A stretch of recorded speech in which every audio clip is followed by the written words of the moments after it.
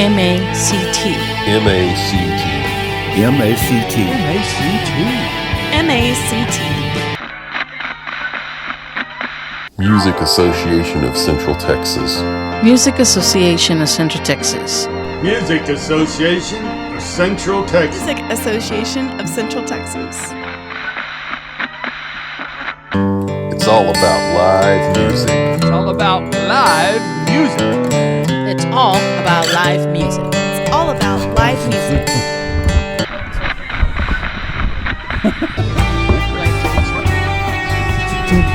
MACT, the podcast. You're going to edit this anyway, so Yeah. Hey everybody. Welcome to episode 4 of the MACT podcast.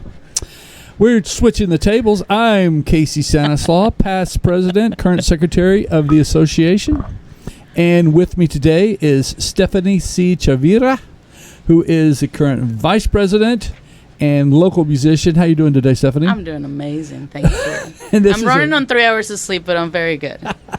Really? You look good. Yes, thank you. And here we are in the in her music room. So I'm just admiring your hardware here. Thank you. Tell me about this guitar, and we'll get to talk about MACT. But what's this baby? You know, you're not going to believe it. I actually my wife found it at a Games and Things. You know, those places that have video games that resell used video games and video game systems. So one time I went in looking for a video game, and then my wife pointed that out. Wow. So then we got it. We snatched it for like $150. So do you play it? Is it? And I do play it every once in a while. But I love the pickguard the pickguard's awesome. Amazon. And I was picking on this guy a minute ago, and the strings are a little older, but it has a nice kind of old school sound to it. I like it. That was actually, I have a very, very deep relationship with this guitar. Its name is Chester, and it was my first ever performance guitar. So it's broken on the side. It's got bite marks on it because I used to get frustrated and bite on the guitar. So this guitar has been through so much with me, and I will never get rid of it. It doesn't matter how beat up it I have a guitar like that. I bought it before 2 years before my daughter was born. I bought it in 1986, and she was born in 88. And that's the one that my kids are supposed to fight over when I die. So, and joke on them. You're leaving it to me. Yeah. And then, okay, how about this? What is this? That is Mandolina Jolie. Mandolina Jolie. It was made in Mexico. Yes, my mother brought it from over there. So that's beautiful. That's a good one. And then I'm gonna stand up. I might have a little obsession with guitars. That is a Gibson replica of a hollow body. That was the first guitar my wife ever bought me. This is so it is, yeah. And she sounds very good also. And there's 2 more back there. Well, but you only have 6 guitars. That's not many guitars for an obsessive. I actually have gotten rid of like 3 or 4 in the last 4 or 5 months. Of course.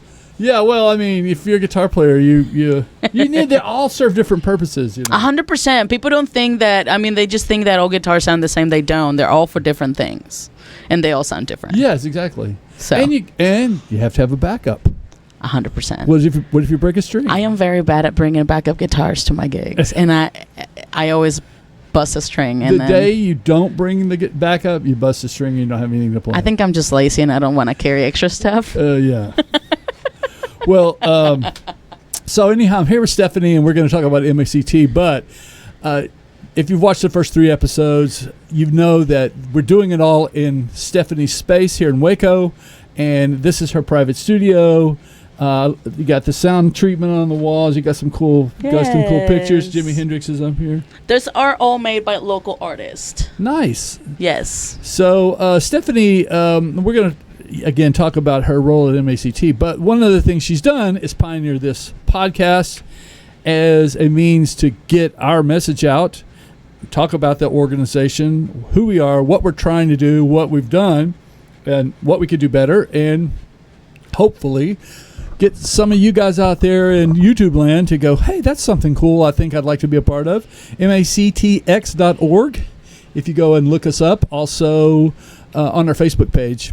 And or you can find me or Stephany or James Stone or any of our folks. It feels very weird being on this side. I'm usually on that side. Episode 3, I was over there and you were over there. We literally just switched, and I don't know if you noticed, but I went to change clothes. Oh, yes, you did. I didn't. So it's going to look like that's the only t-shirt you have. It's so cool, though. Because I made that same mistake the first and second episode. I had the same t-shirt on. I was like, people are going to think I'm poor and I don't have clothes. Well, episode 3 and 4 are back. We're taping them back to back. Back to back. So yeah. Great. So let's just jump in. The Music Association of Central Texas. How did you first hear about it, and what made you want to become a member? So the Music Association of Central Texas, the first time that I came across with it, I was actually working at the Waco Hippodrome as a bartender. It was back in 2018, and I remember working the second floor, and I came across a room full of musicians, and they were all jamming with each other. And I was barely starting to get back into picking up my guitar and things like that. And that's where I met Monica Shannon, Tamra. Those were the first 2 people that I met. Yeah. And then after a few conversations with Monica Shannon, she kind of told me what MACT was about and, share the benefits of becoming a member. So it was like, you know what? For $30 a year, yeah. I spend it on worse stuff. So, I signed up. I remember I signed up. We were doing something at the Waco Winery right off Austin Avenue, and Monica Shannon was in the patio. We were there. It was a group of people in the patio, and I remember that was the conversation that kind of sealed everything for me. Nice. And I handed her my cash, and then I think a week later I received a letter on the mail with a MACT sticker, a guitar pick, and a letter from Top Clark, who is our predecessor, yes. My predecessor as president, and Tamra is still the treasurer of the organization. Yes. So. Yes, I don't know how she keeps up with money. I'm barely able to keep up with my own personal finances, so I don't know. That requires a lot of patience. Well, and the organization, people don't know or may know, it's been around for 25 years. I mean, I think it was founded in '99 by Johnny Bradshaw, and condolences to Johnny, who just lost his wife. Yes. And so the MACT and all the musical family, our hearts go out to him and their family. But Johnny and his foresight, he was president for a number of years and basically kept the thing going. And then, as we talked about, I took over during COVID for Top, and then we've been doing new stuff and kind of bringing the thing forward into the 2020s, as it were. And you are currently the vice president. Yes, I did not see that coming at all. I can't believe you guys trust me. Well, the jury's still out, but I to this day, sometimes I'm just in disbelief because I've always looked up to you guys. So I feel like for me, you have played such a good example as a role model of what a musician can be if you stick to it. So I feel like it's the other way around. I think you guys are still, y'all crazy for trusting me. I don't know. Well, thank you, maybe for being crazy, but I will say this again. I hate to have to put the old man hat on but every once in a while it fits. As you get older, you just want to pass the baton. That's your, you're just looking for the next person who's going to maybe catch the vision that you had, or be and then put their own spin on it and take it to the next level. So anyhow, I'm happy you're here. I'm very happy you're here. Well, thank you. I'm very happy to be here. I'm learning so much from you guys, from all of you farts, as you like to call yourself. Yeah. But it's been a nice learning experience. Well, thank you. I mean, and we've already done some cool stuff under your leadership. One of the things that Stephany has done, while I was president, that she became VP in January, was it? And I switched over from president to secretary at that time. But last year, Stephany pioneered our songwriting contest, which we had last August. and it was at Corks and Barrels in Temple. Was it August or September? I can't remember, but August. That was her baby. That was your baby. Yeah, it was. It was the first time that I ever had the chance to put out something like that, and it was just the feeling of it when you go home. It's like, I can do nice things. I'm not so stupid after all. Well, even better. I'll my experience, and I'm sure you had this experience too, is not only did you do it, but you realized that you were able to be kind of on the front of something, and then people said, okay, cool, now what can I do to help? Mm-hmm. That's even gratifying too, and being in a leadership position when people actually, follow your leadership to some degree. Yeah, and I think I've been very fortunate enough to be in positions where I am able to learn what a true leader is, and if I can be half of the example that those people have played as a role in my life and how influential they've been with how I do things, if I can be half of that, I think I'll consider myself very lucky. Well, you're great person, and you got a great vision, and you've got a lot of energy, and you've got and you're a hard worker. Thank you. I really appreciate that. Thank you. It keeps me out of trouble. Yeah. You get bored, start a new project. Yeah. So now you're the VP, and what is your how do you see your role at present? So I became the vice president, I think, like you said, about in January, and I feel like you have stated before, we don't all have a specific agenda or a checklist that we're supposed to check off. We all kind of do for each other, right. And for everything as we can. But as one of my goals as the new VP is to help create more opportunities for musicians, and that's where I've been trying to focus a little bit more on. Also, making sure that if the president needs an extra hand, or you gotta book musicians for this, or there's always so many things to do within the board. And what I like about the board is, like I said, there's not such a thing as one specific thing. We all kind of take up on each other on everything that we can. But that has been my main goal. I went through a little rough patch as a musician here in Waco because a lot of people closed their doors and turned their backs on me. I brought it on myself because of a lot of the decisions that I've made. But to be able to help other musicians not feel the way I felt back in the day, and to help other people do what they love, because music is the one thing that I know for sure that could really save the crap out of this world. Yeah. Well, let's expand on that. So as the mission of what do you see in your mind, and it doesn't have to be what's written on paper, in your opinion or in your vision, what is the mission of the Music Association of Central Texas? What are we trying to do? So we are, in my own words, I think we are all focusing and creating more opportunities and creating positive platforms where other musicians can thrive.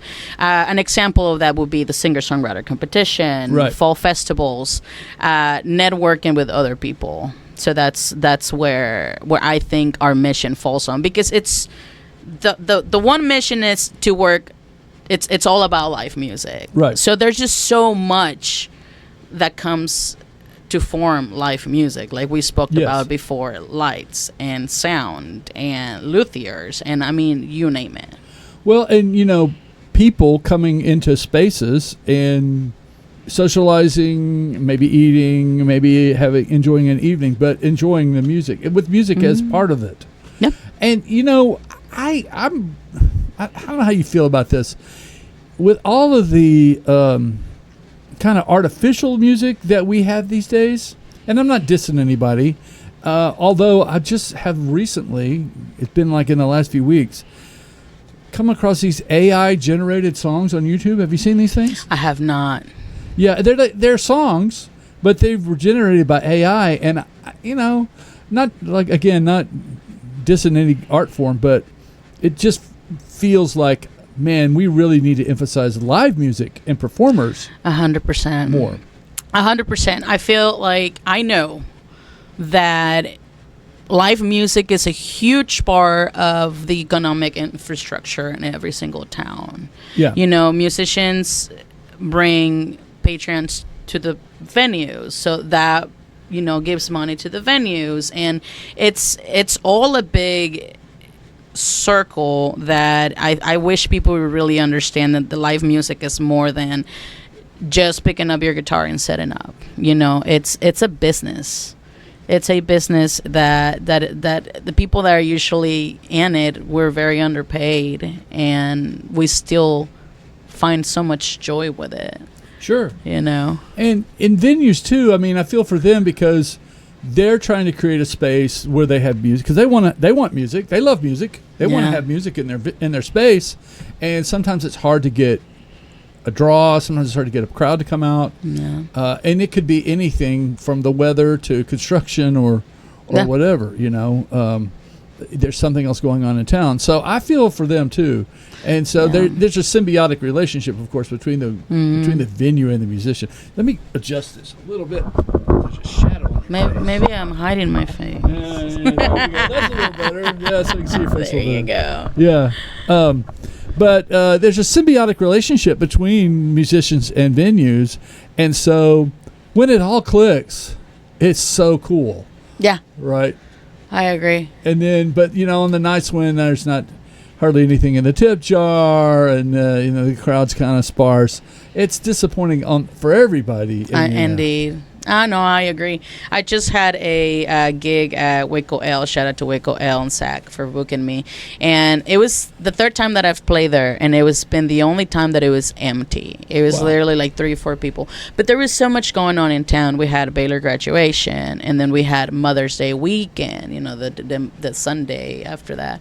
So it's I mean, if you provide for a space for musicians to play, God bless you. Yeah, exactly.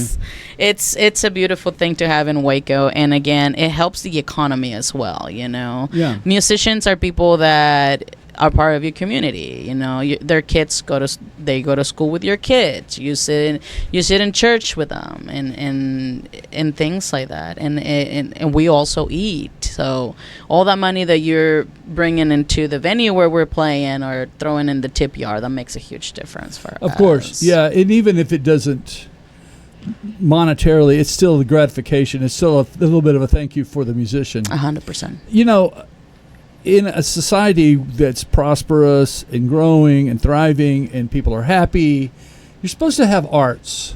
You know, you look at cities who have, and I've spent a lot of time in Fort Worth, so I'll use Fort Worth as an example. Well, some people that had a lot of money invested a lot of money in the arts there. You know, they have a beautiful concert hall, and so the arts just, have beautiful art museums. It just makes your city more beautiful, a better place to live. 100%. I think, I know, I keep saying I think. There's one of my favorite phrases that says that before a child can write, they scribble. Before a child can walk, they dance. So art is a form of expression that is a vital. It plays a very huge part, and it's vital. It's extremely important for the development of a human. Yes.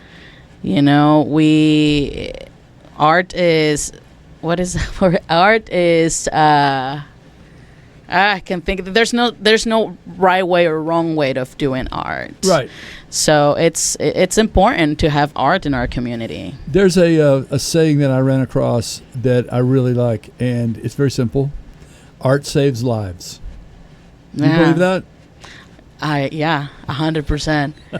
Art saves lives. Art is subjective. There you go. That's what it is. Art is subjective. There's no right or wrong. It's just a form of expression. Exactly. And so bringing it back down to the practical level of what we're trying to do as an organization, we're trying to, what would you say from an artistic standpoint? Provide opportunities for other musicians to thrive while creating art for the community. Yes. I think that's a great. We're going to write that down. If I catch you saying that, you're gonna be in trouble. I'm gonna have to quote you. No, so as a board member, though, and hopefully you see our organization moving that way, and you can take our organization under your leadership, and we'll help you go in that direction. But have you learned anything on the board so far? I mean, have there been like, could have done that better, or that was a lesson? Yeah. Have you?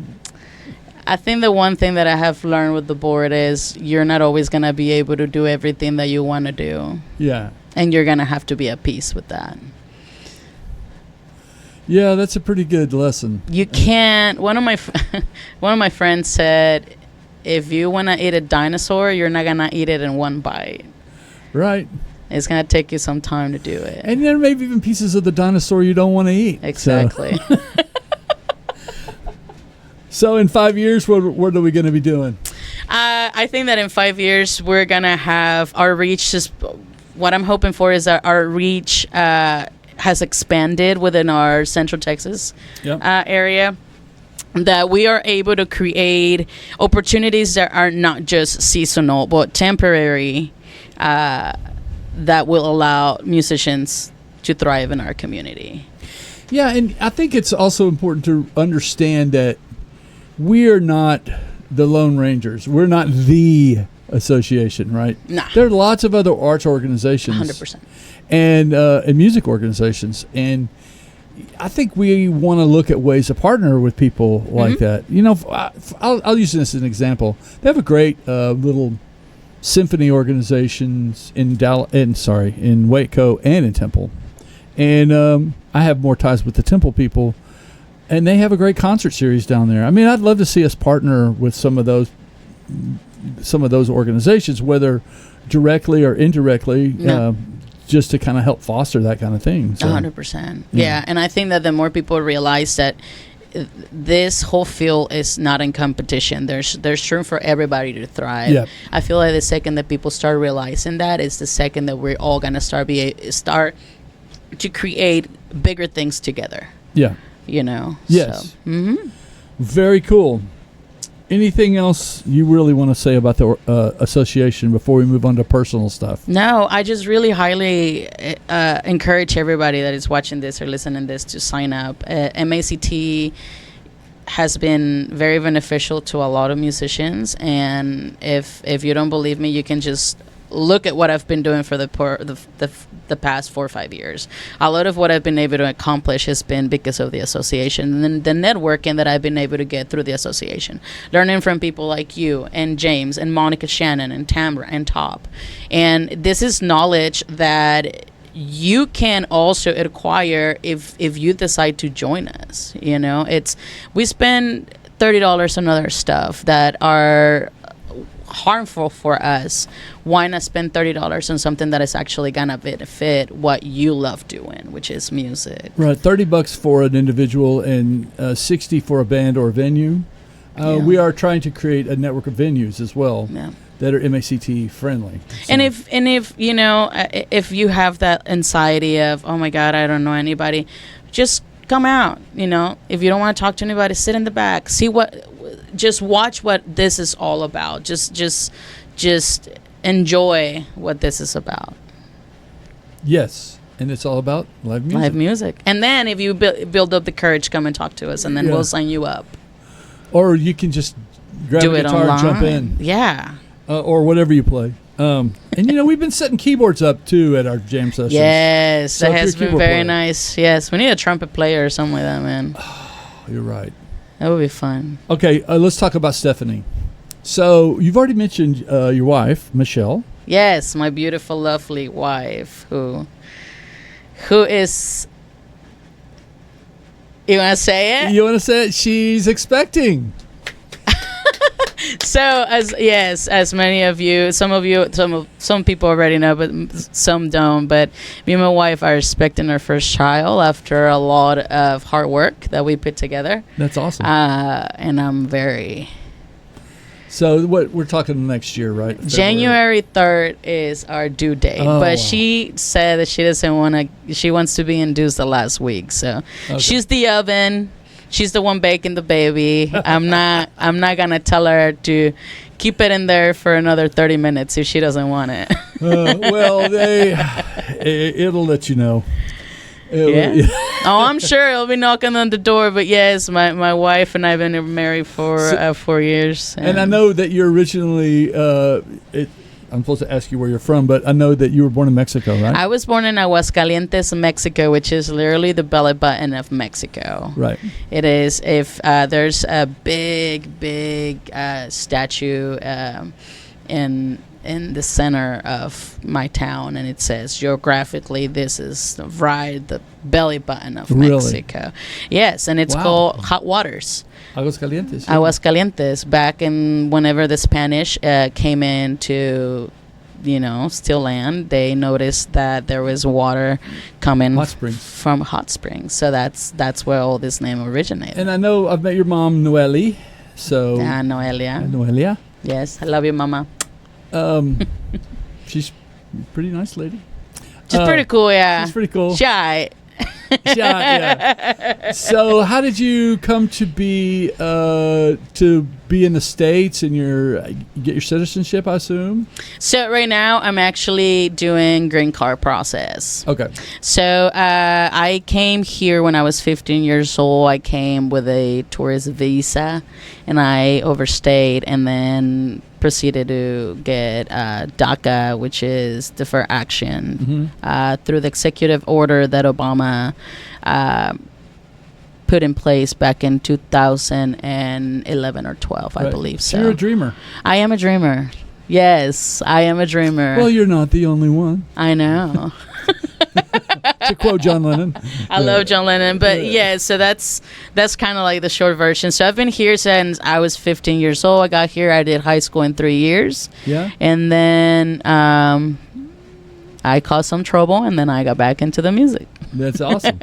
Well, I'm glad to see you're healthy and your family's growing. That's always an exciting thing. God plus one. Oh my gosh. Finally, somebody's gonna be able to help me load equipment. So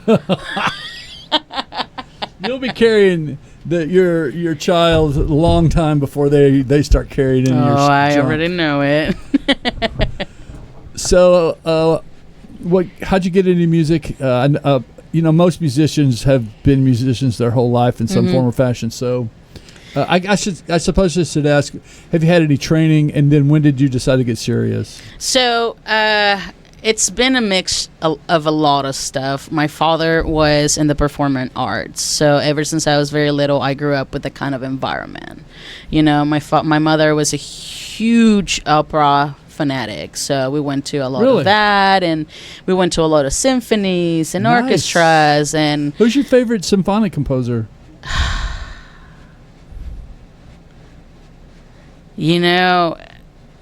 I like pieces of music. I don't like to per se I like one composer.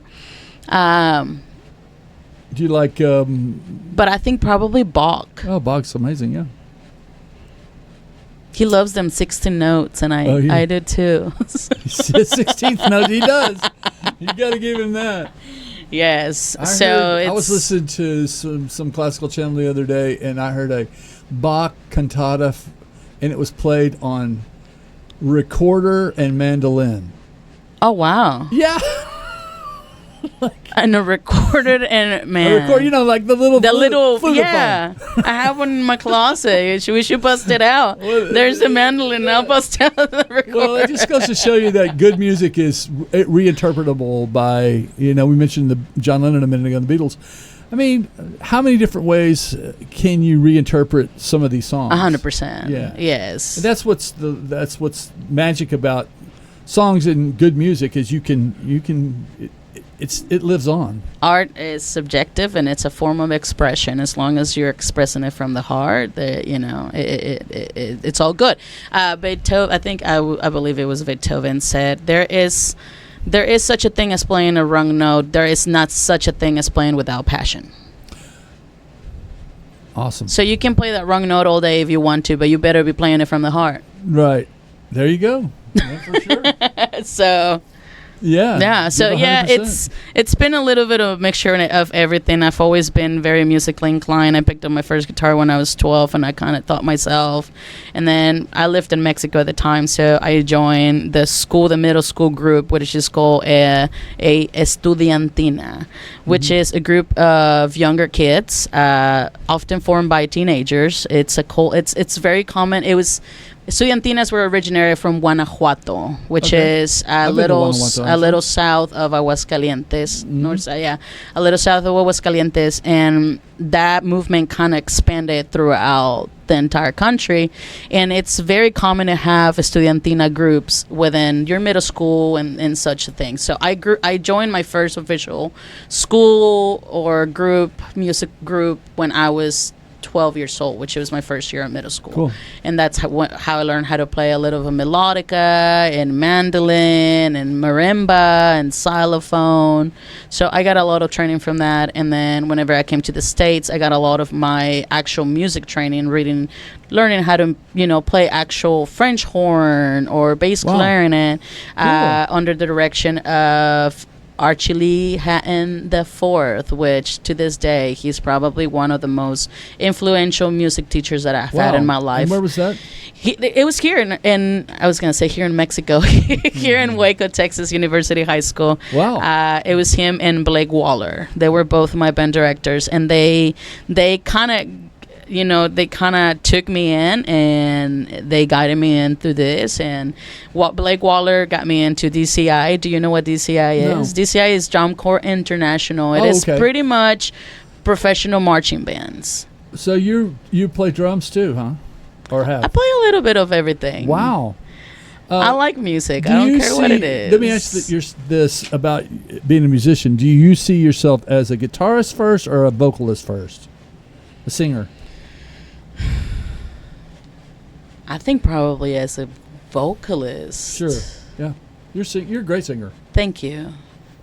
I think that as a vocalist, I'm at a point in my music career where I'm able to create more and be a little bit more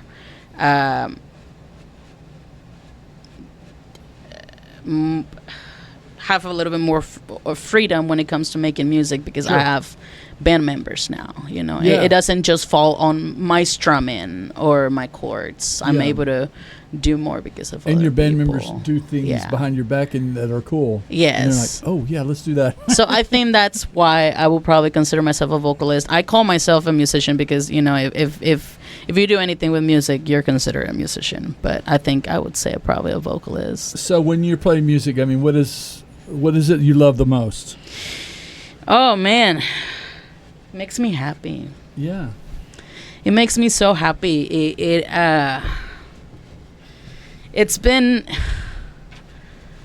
keeps me out of trouble.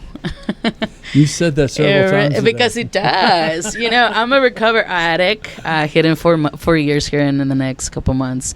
And music just thinking about it makes my eyes welled up, because music has been the one thing that has kept my head afloat all this time. Wow. And being able to share that with people, I think is what makes me the happiest. Wow, that's a beautiful thing. Look at this. I mean, I am very sensitive too also. So in that context, what's your favorite musical moment or memory? It just happened. I was at Bold Republic, I think it was 2 Saturdays ago. I've been trying to get a gig there. I'm jealous. Maddie, you need to book them over here. But I was at the end of my set. I think it was probably I had the last 30, 40 minutes. And all of a sudden I started playing. I can't remember what song I was playing, but all of a sudden I turned around, and I am not kidding you. There was like 8 to 10 kids just jumping and dancing and break dancing. And that just made my whole heart just... And then this is the one thing that it just did it for me, because I couldn't stop smiling for a few days. I was singing Still Standing by Elton John. Okay. I'm still standing, right? Yeah. So whenever he goes, yeah, yeah, yeah, all the little kids go, yeah, yeah, yeah. So that was probably one of the coolest memories I've ever had. Just to see that what I'm doing can make kids happy or anybody happy. I think that's probably, but that moment right there was like, now I can't hear that song the same way because all I can think about is little kids happy, dancing and screaming. Wow. Yeah. Wow. Unbelievable. Yeah. That's so cool. Yeah. So, yeah, kids laughing and singing, that's the best. And your personal projects, what do you got going on? Oh man, there's so Besides many this of podcast. besides the podcast. So I'm a full-time musician.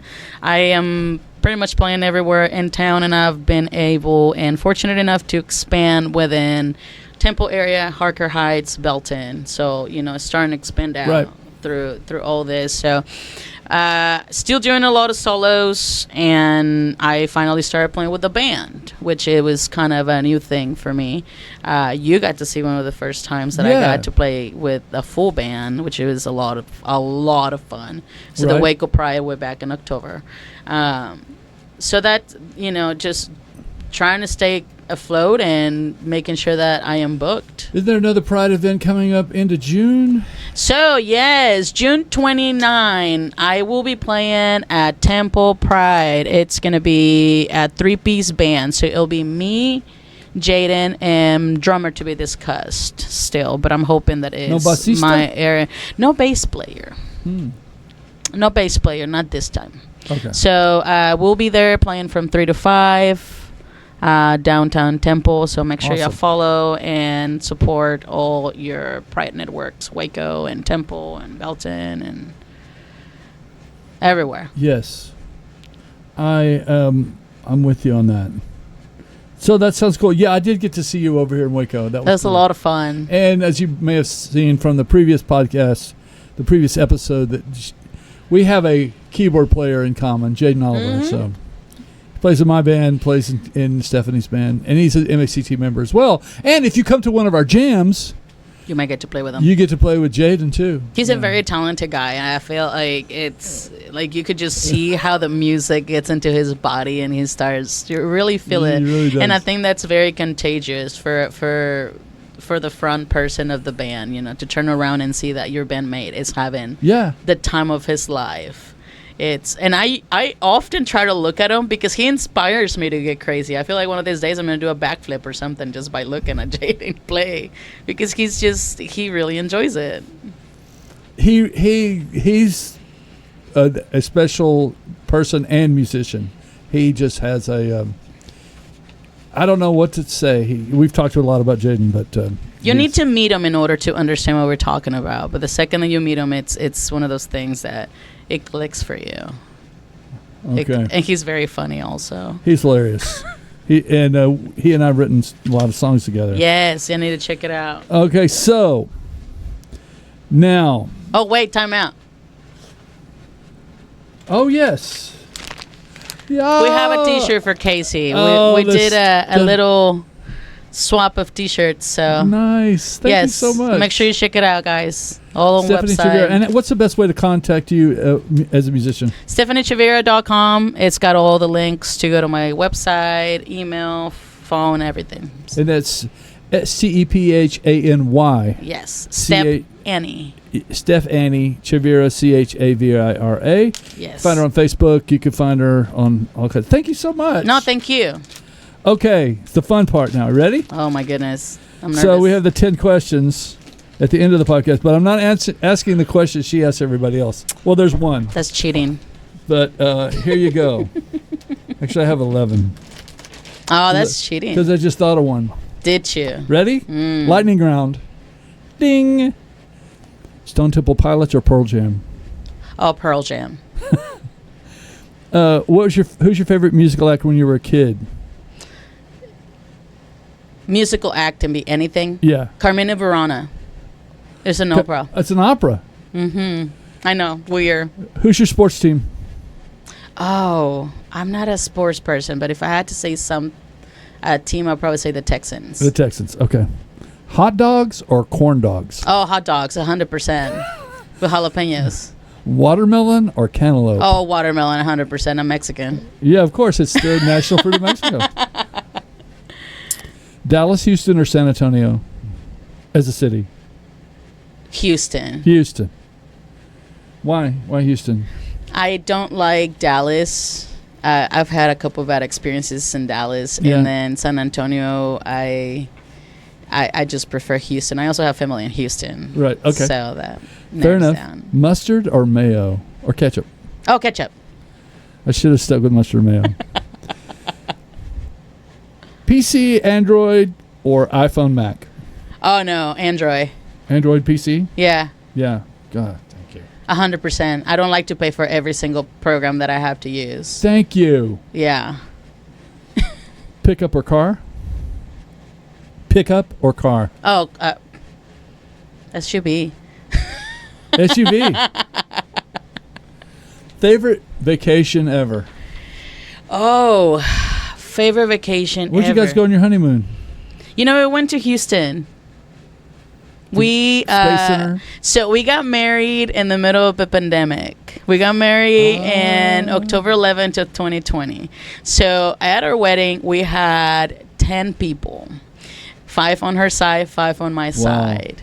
So I was also kind of getting back on my feet from all the destruction that I had created and brought upon myself from my drug abuse. So I didn't have a job at the time, so my beautiful bride paid for everything. Nice. So she said, even if we cannot go in an expensive place, it's just about being together. And we went to Houston to the downtown aquarium. Nice. And we got to feed stingrays. Nice. That was fun. So, yeah.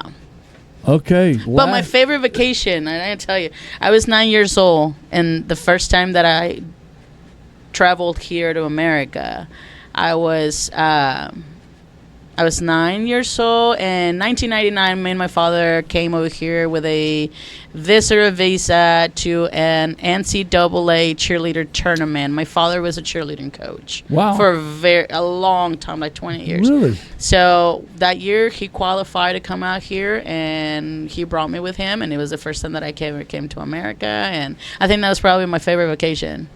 Nice. Not because he was with my dad, but because of the memories that I made. Awesome.